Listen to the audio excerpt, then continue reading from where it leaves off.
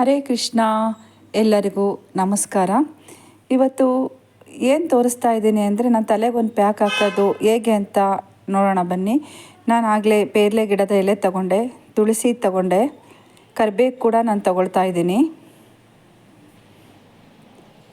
ಒಂದೊಂದು ಸಲ ಮೆಹಂದಿ ಖಾಲಿ ಆಗಿರುತ್ತೆ, ಏನಪ್ಪ ಮಾಡೋದು ಅಂದರೆ ಈ ಥರ ಎಲೆಗಳೆಲ್ಲ ರುಬ್ಬ ಹಾಕ್ಕೊಂಡ್ರೆ ಕೂದಲು ತುಂಬ ಚೆನ್ನಾಗಿ ಕಾಣಿಸುತ್ತೆ.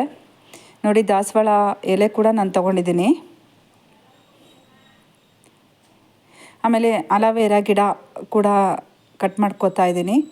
ಇದು ಕೈಯಲ್ಲಿ ಬರ್ತಾ ಇಲ್ಲ, ಒಂದು ಚಾಕು ತೊಗೊಂಬರೋಣ. ಹಾಗೆ ಅಮೃತ ಬಳ್ಳಿ ಎಲೆ ಕೂಡ ನಾನು ತಗೋತಾ ಇದ್ದೀನಿ, ಒಂದು 4-5. ಈಗ ಇದು ಅರ್ಧ ಇದೆ ಅಲೋವೆರಾ ಗಿಡ. ನೋಡಿ, ಅರ್ಧ ಅಲೋವೆರಾ ನಾನು ತಗೋತಾ ಇದ್ದೀನಿ ಒಂದು ದಳದಲ್ಲಿ. ಇದನ್ನೆಲ್ಲ ಈಗ ಚೆನ್ನಾಗಿ ನೀರಲ್ಲಿ ತೊಳೆಯೋಣ. ಇದಕ್ಕೆ ಮತ್ತೊಮ್ಮೆ ನಾನು ಏನೇನು ತೊಗೊಂಡಿದ್ದೀನಿ ಅಂತ ಹೇಳ್ತೀನಿ. ಪೇರಲ ಗಿಡದ ಎಲೆ, ದಾಸವಾಳದ ಎಲೆ, ಕರಿಬೇವು ಎಲೆ, ಅಮೃತ ಬಳ್ಳಿ ಎಲೆ, ಆಮೇಲೆ ಸ್ವಲ್ಪ ದಾಸವಾಳ ಹೂವು ಕೂಡ ನಾನು ತೊಗೊಂಡಿದ್ದೀನಿ. ಇದನ್ನೆಲ್ಲ ಚೆನ್ನಾಗಿ ನೀರಲ್ಲಿ ತೊಳಿಬೇಕು. ಅದ್ರ ಎಲೆ ಹಿಂಭಾಗ ಒಂದೊಂದು ಸಲ ಚಿಕ್ಕ ಚಿಕ್ಕ ಹುಳಗಳಿರುತ್ತೆ. ಸ್ವಲ್ಪ ಬೀಟ್ರೋಟ್ ತೊಗೊಂಡಿದ್ದೀನಿ, ನೋಡಿ ಒಂದು ಅರ್ಧ ಬೀಟ್ರೋಟ್ ತೊಗೊಂಡಿದ್ದೀನಿ.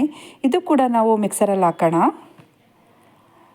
ಈಗ ಅಲೋವೆರಾ ಸೈಡಿಗೆಲ್ಲ ನಾನು ಮುಳ್ಳು ಥರ ಇರುತ್ತಲ್ಲ, ಅದನ್ನೆಲ್ಲ ತೆಗೆದಿದ್ದೀನಿ. ಈಗ ಚಿಕ್ಕ ಚಿಕ್ಕದಾಗಿ ಕಟ್ ಮಾಡಿ ಮಿಕ್ಸರಲ್ಲಿ ಹಾಕೋಣ.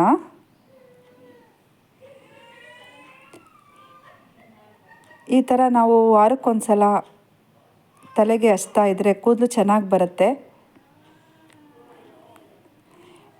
ಮೆಹಂದಿ ಇರಲ್ಲ, ಏನಪ್ಪ ಮಾಡೋದು ಅಂದಾಗ ಈ ಥರ ನಾವು ಎಲೆಯಲ್ಲಿ ದಿಢೀರಂತ ಮಾಡಿಕೊಂಡ್ರೆ ಬಿಳಿಗಾಗಿರೋ ಕೂದಲು ಸ್ವಲ್ಪ ಕಪ್ಪಗೆ ಕಾಣುತ್ತೆ. ಇದಕ್ಕೆ ನಾನು ಕೊಬ್ಬರಿ ಹಾಲು ಕೂಡ ಹಾಕ್ತಾಯಿದ್ದೀನಿ. ತೆಂಗಿನ ತುರಿ ಎಲ್ಲ ತುರಿದಿಟ್ಟಿರ್ತೀವಲ್ಲ, ಅದರಲ್ಲಿ 1-2 ಸ್ಪೂನು ಹಾಲು ತಕ್ಕೊಂಡ್ರೆ ಆಯಿತು. ನೋಡಿರಿ, ಅದನ್ನು ಕೂಡ ಹಾಕಿ ಸ್ವಲ್ಪ ನೀರು ಹಾಕಿ ರುಬ್ಬಬೇಕು.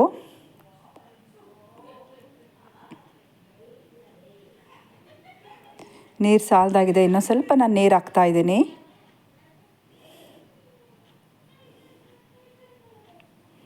ಈಗ ನುಣ್ಣಕ್ಕೆ ರುಬ್ಕೊಂಬಿಡೋಣ. ನೋಡಿ, ಈಗೆಲ್ಲ ರೆಡಿಯಾಗಿದೆ. ಮೆಹಂದಿ ಥರನೇ ಕಾಣಿಸ್ತಾ ಇದೆ ಇದು.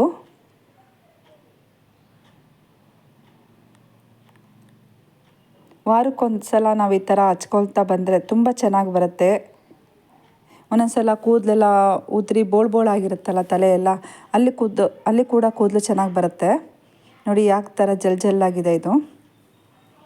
ಇದನ್ನು ನಾವು ತಲೆಗೆ ಹಚ್ಕೊಂಡ್ರೆ ಕೂದಲು ಚೆನ್ನಾಗಿ ಬರುತ್ತೆ. ನೋಡಿ, ಈ ಥರ ಹಚ್ಚಿದ್ದೀನಿ. ಎಲ್ಲರಿಗೂ ನಮಸ್ಕಾರ.